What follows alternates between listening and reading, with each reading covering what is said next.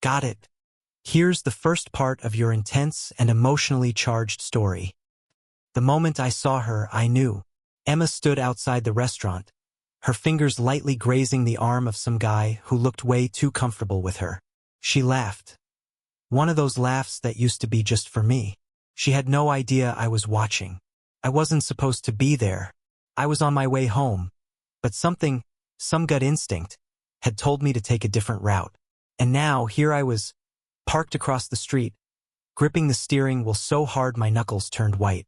The guy leaned in, whispering something in her ear, and she tilted her head, smiling like a woman without a care in the world. Not like a wife with a husband waiting for her at home. Not like someone who had just told me she was working late. Again. I should have confronted her right then. Walked right up to her, grabbed that cheap bastard by the collar and made a scene. But I didn't. Couldn't. I needed more than this. I needed proof because Emma, lying, manipulative Emma, would twist this around in a heartbeat. She was good at that. So I waited. I followed them as they left the restaurant, my heart pounding like a war drum.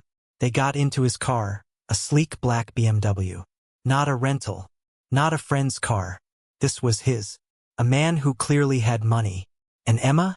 She looked too damn comfortable in that passenger seat. I stayed far enough behind as he drove through the city, pulling into the parking lot of a high-end hotel. My breath caught in my throat. There it was. The undeniable truth, playing out in front of me like a cruel joke. Emma didn't even hesitate.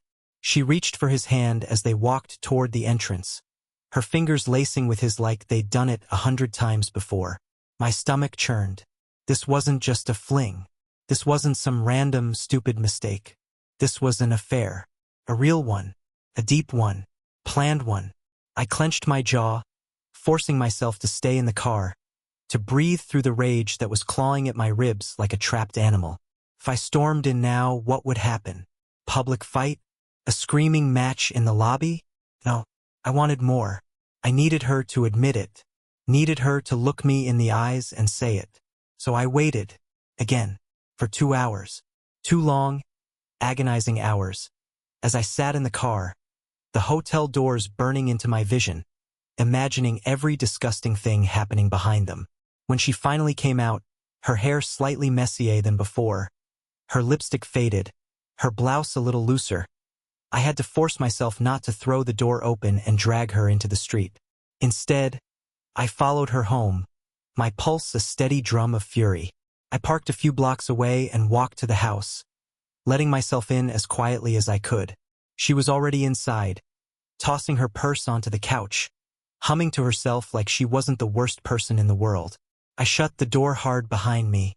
Emma turned, startled, her eyes widening. Jesus, Henry, you scared me. I didn't answer, just stared at her. She blinked, smoothing down her shirt. Why are you looking at me like that?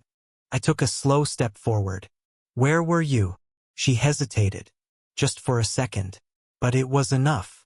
I told you I had to work late, she said, her voice so smooth it almost sounded convincing. I tilted my head. Work late? Yeah, she said quickly, nodding. Meeting ran over. I texted you. You texted me? I repeated, pulling my phone from my pocket. I scrolled through our messages, then turned the screen to face her. Right? That one message. Working late. Don't wait up. That's all you had time for. Emma rolled her eyes, already shifting into defensive mode. Henry, what is this? Are you seriously interrogating me right now? I let out a slow, humorless laugh. You could say that. She folded her arms. I don't have time for this. I'm exhausted. I bet you are. That did it. Her expression flickered, just for a second. A crack in the mask. She turned away, reaching for her purse like she could just walk away from this conversation. I took another step forward. How was the restaurant? She froze. I smiled. The one you and your colleague went to? Her back straightened. What are you talking about? Oh, come on, Emma. I was done playing. I pulled my phone out again, this time flipping to the photos I took from my car. Her laughing, her touching him, her walking into the hotel with him. I held it up, watching the color drain from her face. Her mouth opened, closed, opened again. You were spying on me? I laughed. That's what you're going with? Not an apology. Not an explanation. You're mad at me? She scoffed, shaking her head. You're insane, Henry. Am I? I took another step, lowering my voice. Tell me, Emma, what were you doing in that hotel? She floundered, grasping for anything to throw back at me. It wasn't what it looked like. I nodded slowly, like I was actually considering her words. Really? Then what was it? Enlighten me. She hesitated. He had a room there for a meeting, and I needed to go over something private with him. Stop. I held up a hand. Just stop. She swallowed hard, her breathing quickening. Henry, you could have just told me. My voice was quieter now, steady. You could have looked me in the eye and told me the truth. Her lips parted, but nothing came out. For the first time since I walked in, I saw it. Not guilt, not remorse, fear. Because she knew. She knew I wasn't going to let this slide. Emma took a step back. Just a small one, barely noticeable, but I caught it. Her fingers twitched at her sides, and for the first time, I saw it. She was nervous. Not because she was sorry, not because she regretted it, but because she was finally caught. I let the silence stretch between us, watching her squirm. Henry, she started, her voice softer now, almost careful. Let's talk about this. You're jumping to conclusions. I let out a sharp laugh. Jumping to conclusions? I watched you, Emma. I sat in my car for 2 hours while you were in that hotel with him. I saw the way you touched him, the way you smiled at him. So go ahead. Keep lying to me. Let's see how deep this hole gets. Her face hardened in an instant. The fake softness disappeared, and now I saw her for what she really was. Cold, calculating. The real Emma. So what now? She snapped, crossing her arms. Are you gonna yell at me? Throw things? Make some big scene like a child? I clenched my jaw. She wanted me angry. She wanted me to explode so she could turn this around on me. Classic manipulation. But I wasn't going to give her that satisfaction. No, I said, my voice calm. I just want to hear you say it. Her eyes flickered. Say what? That you cheated on me. That you walked into that hotel with him, knowing exactly what you were going to do. That you've been lying to me for God knows how long. She scoffed. This is ridiculous. Say it. She let out an exasperated sigh. Fine. You want the truth. She tilted her head, eyes blazing now. Yeah, Henry. I slept with him. Is that what you wanted to hear? Does that make you feel better? It was like a punch to the gut. Even though I already knew, hearing it come from her mouth hit differently. The way she said it, so cruelly, so effortlessly, like it meant nothing, made my blood boil. I inhaled slowly, keeping my hands steady at my sides. How long? Emma rolled her eyes. Does it matter? How long? She shrugged. A few months. I let out a short breath, shaking my head. Unbelievable. Oh, get over yourself, Henry, she snapped. You act like you're some perfect husband. You work all the time, you barely take me anywhere, and honestly, you're boring. I needed excitement. I laughed, but there was no humor in it. So that's your excuse? I wasn't fun enough. She smirked, like she was enjoying this. You never satisfied me, Henry. Not the way he does. That was it. That was the moment I felt something inside me snap. Not in a way that made me want to scream or punch a hole in the wall, but in a way that made everything crystal clear. She wasn't sorry. She never would be. There was no fixing this. I nodded slowly. All right. She frowned. What? I turned and walked toward the bedroom. She followed, still talking, still trying to get a reaction out of me. Oh, come on, Henry. You act like you didn't see this coming. You're so damn predictable. Did you really think I was just going to sit around and wait for you to be interesting? I didn't respond. I grabbed a suitcase from the closet, threw it on the bed, and started packing. Emma's face twisted in disbelief.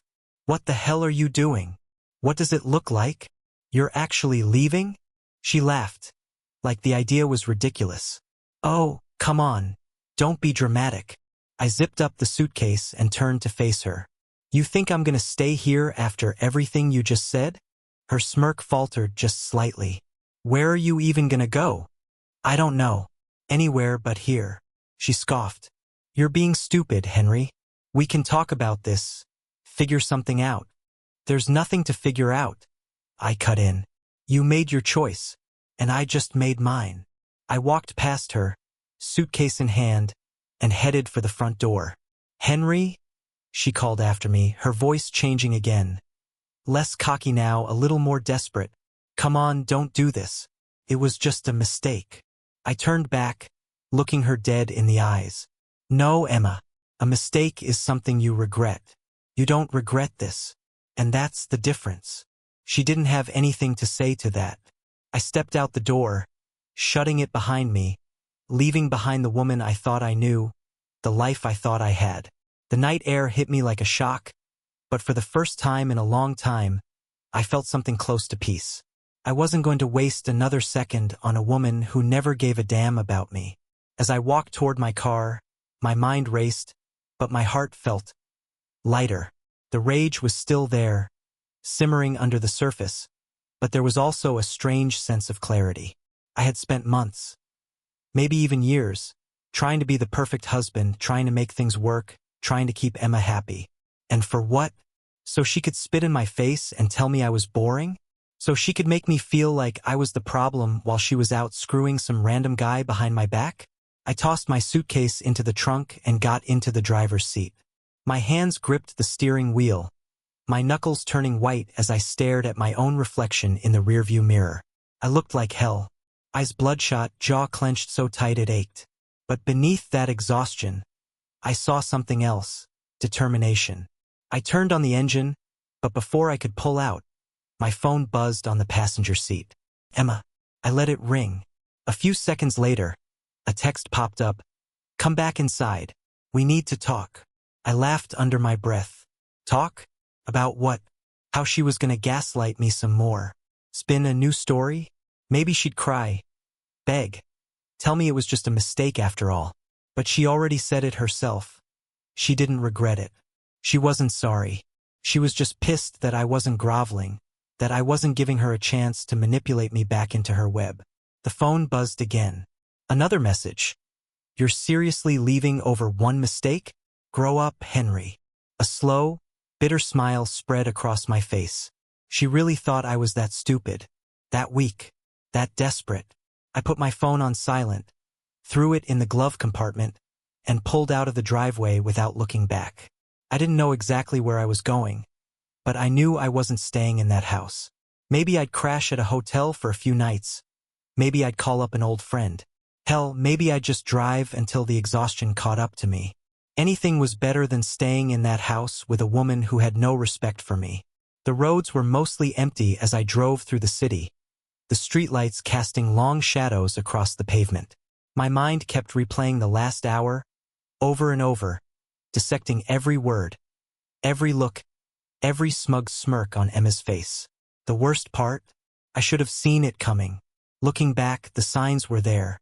The late nights at work that never made sense. The sudden interest in going out with her friends when she used to prefer staying in. The way she started keeping her phone face down on the table, acting irritated whenever I so much as glanced at it. I had ignored it, brushed it off, because I loved her, because I trusted her. What a damn fool I'd been. At a red light, I drummed my fingers on the steering wheel, taking deep breaths to keep myself from spiraling. I needed a plan. This wasn't just about leaving the house. I needed to start thinking about what came next. Divorce. The word sat heavy in my mind, but the longer I thought about it, the clearer it became. There was no coming back from this. I wasn't going to be one of those guys who stuck around, pretending things could go back to normal while my wife continued sneaking around behind my back. Emma had made her choice and I was making mine. My phone buzzed again. I ignored it. Then it rang. This time I glanced at the screen. Not Emma. It was my best friend, Eric. I hesitated for a second before answering. Hey, I said, my voice rougher than I expected. Dude. Eric's voice came through the speaker, filled with confusion. What the hell is going on? Emma just called me, crying her eyes out, saying you left and won't answer her. She said it was just a misunderstanding. I let out a sharp breath, gripping the wheel tighter. A misunderstanding? I repeated, my voice laced with disbelief. That's what she's calling it now? What happened? I sighed, rolling my shoulders to release some tension. She's been cheating on me, Eric. For months. A long pause. Then, that lying manipulative. He cut himself off, his voice seething. Are you serious? Dead serious. Jesus, man. I don't even know what to say. He exhaled heavily.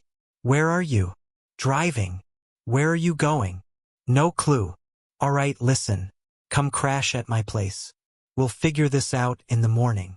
I considered it. Eric had been my best friend since college. If there was anyone I could trust right now, it was him. Yeah, I said finally. Yeah, that sounds good. I hung up and made a U-turn at the next light, heading toward Eric's place. As I drove, I thought about what Emma was doing right now.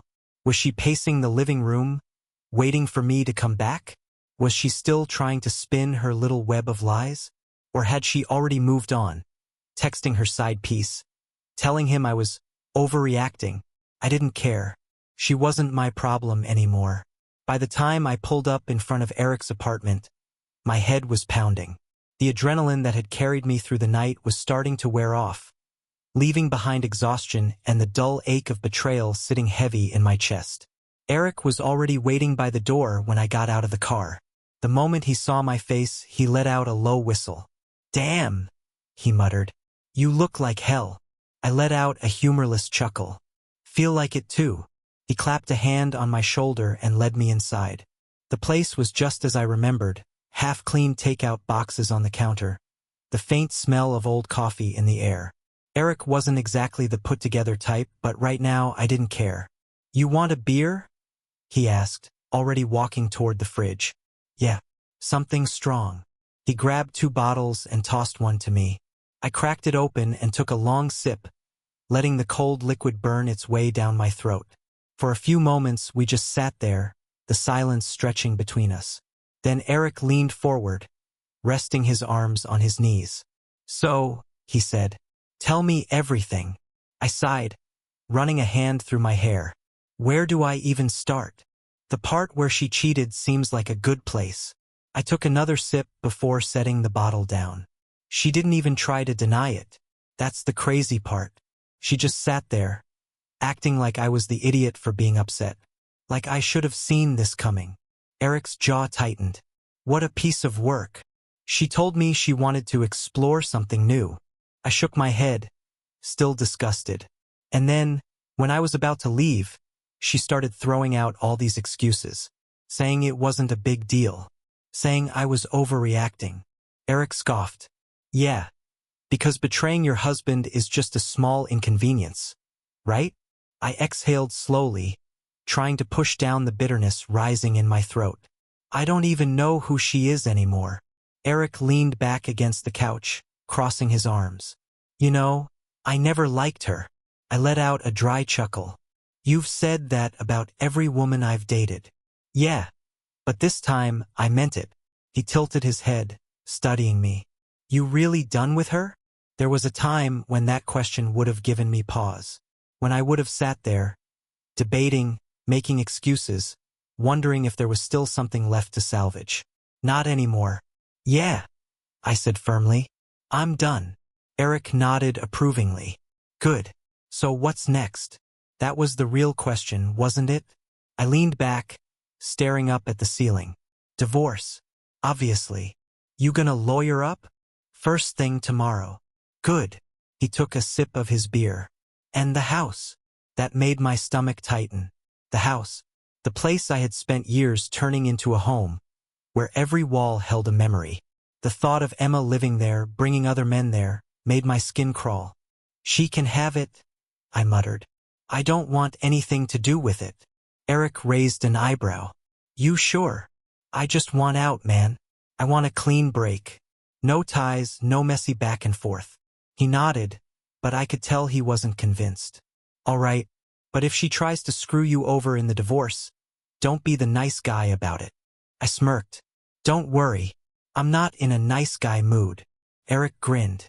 That's what I like to hear. For the first time all night, the weight on my chest felt a little lighter. I wasn't broken. I wasn't defeated. I was free. The next morning, I woke up on Eric's couch with a stiff neck and a splitting headache.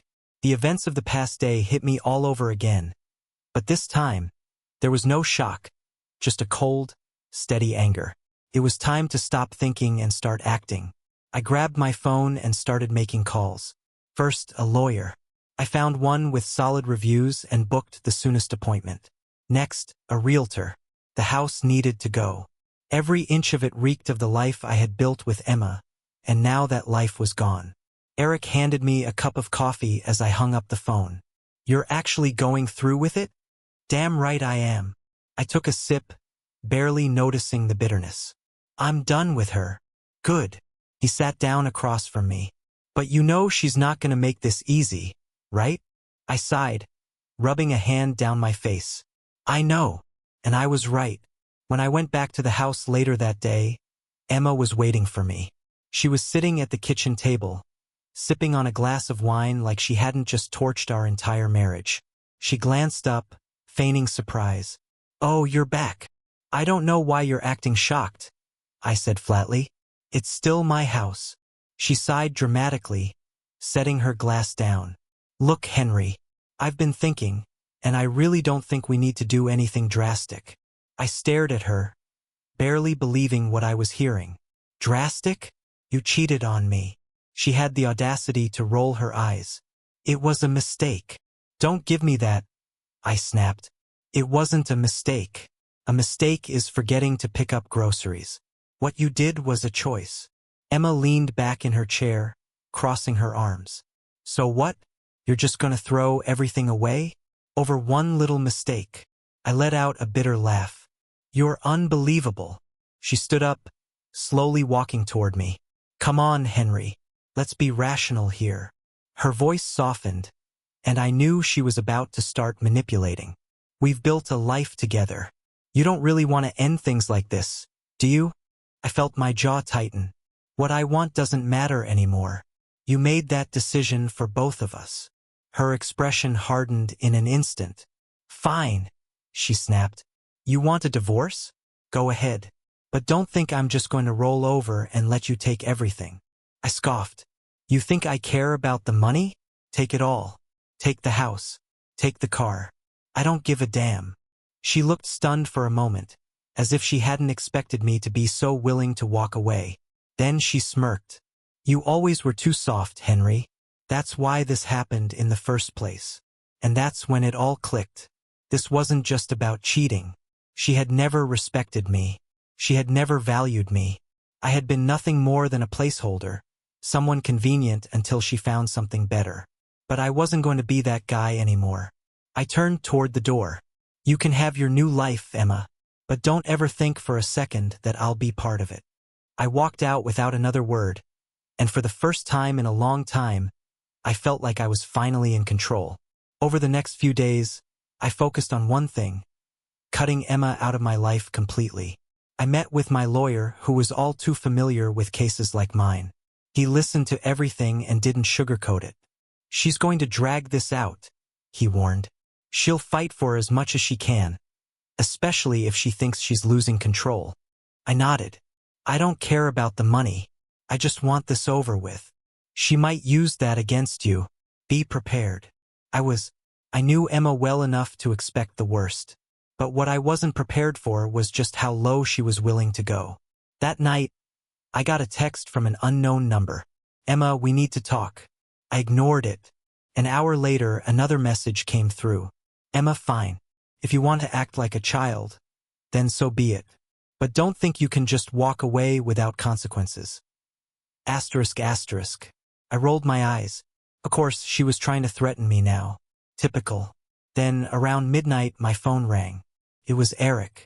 Dude, what the hell is Emma saying about you? He asked, sounding pissed. What? I frowned. She's posting all over Facebook that you're some abusive psychopath. Says you forced her into the marriage and treated her like a prisoner. I nearly dropped my phone. Are you kidding me? Wish I was. I pulled up Facebook, and sure enough, there it was, Emma's long, dramatic post about how she had been trapped in a loveless marriage and emotionally controlled for years. She painted herself as a victim, claiming she had been too scared to leave until she finally found the courage. The comments were filled with people sympathizing with her, offering support, and bashing me. I clenched my fists. This woman had destroyed our marriage, cheated without remorse, and now she was trying to turn me into the bad guy? I wasn't about to let that happen. I dialed her number. She picked up after a few rings, her voice dripping with fake innocence. "Oh, now you want to talk? What the hell is wrong with you, Emma?" I snapped. Lying wasn't enough. You had to go and make me look like a monster, too? She sighed dramatically. "Henry, I don't have time for this. I'm just telling my side of the story. Your side is a pile of bull." "Oh, please." She laughed, and it sent a chill up my spine. "You really think people will believe you over me?" I gritted my teeth. "I don't need people to believe me. I just need to be done with you." "Well, that's not going to happen anytime soon, darling," she purred. "You think divorcing me is going to be easy? Think again." I hung up. For the first time in my life, I felt pure hatred. Not just anger, not just resentment. Hatred. I wasn't going to let her control the narrative. I wasn't going to let her win. It was time to fight back. The next morning, I woke up to even more chaos. My phone was blowing up. Texts, missed calls, notifications. Apparently, Emma had taken things up a notch. She didn't just stop at Facebook. No, that wasn't enough for her. Now she was messaging my friends directly, telling them that I had been emotionally abusive for years, that she had finally escaped, and that I was dangerous. The worst part? Some people believed her. A few so-called friends even unfriended me. Others sent me vague, disappointed messages. Asterisk. Didn't think you were that kind of guy, man. Asterisk. Asterisk. I don't know what to say. If what Emma is saying is true, then I hope you get help. Asterisk. Couldn't believe it. I had spent years building my reputation, being the dependable guy, the one people could trust. And in less than 24 hours, Emma had managed to plant doubt in people's minds. I felt my blood boiling as I scrolled through the messages. But one, in particular, made me freeze. It was from a number I didn't recognize. Asterisk, you don't know me, but you should know that Emma's been playing this game for a while. You're not the first. Asterisk. I sat up straight, reading it again. Not the first? I replied instantly. Who are you? 3 dots appeared. Then, asterisk, let's just say I was in your shoes once. If you want the truth, meet me at Jake's diner at noon. Asterisk. I stared at the message, my mind racing. Could this be real? There was only one way to find out. At exactly noon, I walked into the diner. My eyes scanned the room until they landed on a man sitting in the back booth, sipping black coffee. He looked like he had been through hell, hollow eyes, a tight jaw, the kind of exhaustion you don't just sleep off. As I approached, he glanced up. You, Henry? I nodded. Yeah. And you are? He set his coffee down. Mark. I was married to Emma before you. My stomach twisted. I slid into the seat across from him. Tell me everything. Mark let out a dry laugh. Where do I even start? For the next 30 minutes, he told me his story. And it was like listening to a damn mirror version of my own life. Emma had cheated on him, lied to him, gaslit him when he confronted her. And when he finally decided to leave, she did the same thing she was doing to me now. Spread lies, ruined his reputation, made sure everyone saw her as the victim. She thrives on it, Mark said bitterly. The attention, the drama. She gets off on making herself look like the poor, mistreated wife. I clenched my fists. So she's done this before. More than once. He leaned forward. She'll drag you through the mud, man. She won't stop until she's convinced everyone that you're the bad guy. I exhaled sharply, my mind racing. I had been preparing for a fight, but I didn't realize just how deep Emma's manipulation ran. Mark slid a napkin across the table. This is the number of a lawyer who helped me. You'll need it. I pocketed it. Thanks. He hesitated before speaking again. And Henry? Don't play fair with her. She won't. I nodded. I had already decided. Emma wanted a war? She was about to get one. I left the diner with my head spinning. Mark's words echoed in my mind. Asterisk, don't play fair with her. She won't. Asterisk. He was right. Emma had already started her smear campaign against me. And if I didn't act fast, she'd bury me under a pile of lies before I even had the chance to defend myself. I pulled out my phone and dialed the lawyer's number Mark had given me. Jonathan Carter's office. How can I help you? I need to speak with Mr. Carter. It's urgent. There was a brief pause. May I ask what this is regarding? My wife is trying to destroy me, I said bluntly, and I need to stop her before she does. That got their attention. Hold one moment, please. A minute later, a deep voice came on the line. This is Jonathan Carter. I wasted no time. I laid everything out. Emma's lies, her cheating, the way she was turning people against me. She's already poisoning my reputation, I said. I need to get ahead of this. Carter listened carefully, then asked, Do you have proof of her infidelity? I smirked. Oh, I have plenty. Good, he said, because we're going to flip this on her. He instructed me to gather everything, screenshots, messages, receipts, anything that could prove she was the liar in this situation. Then he laid out a plan. We'll file for divorce immediately, he said, and we'll go on the offensive. I liked the sound of that. The next few days were a blur of preparation. I dug through my phone, my emails, and even our shared accounts. And the more I looked, the more dirt I found. Emma hadn't just been cheating. She had been spending thousands of dollars I didn't even know about. Hotels, expensive dinners, gifts. And guess what? She had been using my money for it. That was the final straw. By the time I sat down with Carter in his office, I had a mountain of evidence in my favor. He skimmed through the documents, nodding in approval. This is more than enough, he said. She thinks she's in control, but she's about to get a very rude awakening. And sure enough, Emma's world started to crumble the moment she was served with divorce papers. She came storming into the house that night, eyes wild. What the hell is this? She screamed, shoving the papers at me. I barely glanced up from my drink. It's exactly what it looks like, she scoffed. You can't be serious. I took a slow sip. Dead serious.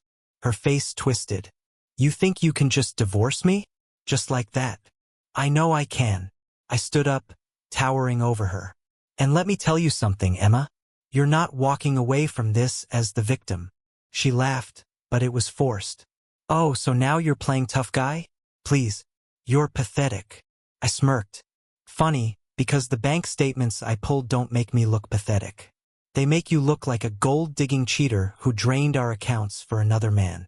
The color drained from her face. I leaned in, my voice low and sharp. You played yourself, Emma. And now, you're gonna pay for it. Emma's fake confidence shattered in an instant. Her lips parted, but no words came out. She was trying to process how quickly the ground beneath her had crumbled. I leaned against the counter, watching her scramble for control. Got nothing to say now, huh? That's a first. Her hands balled into fists. You don't get to do this to me, Henry. I let out a short, humorless laugh. Asterisk, do this to you? Asterisk, Emma, you did this to yourself. I'm just making sure you face the consequences. She paced the room, shaking her head. You're trying to ruin my life. No, I said calmly. I'm making sure you don't ruin mine. Her eyes darted around as if looking for an escape. Then, suddenly, her expression changed, softened, almost.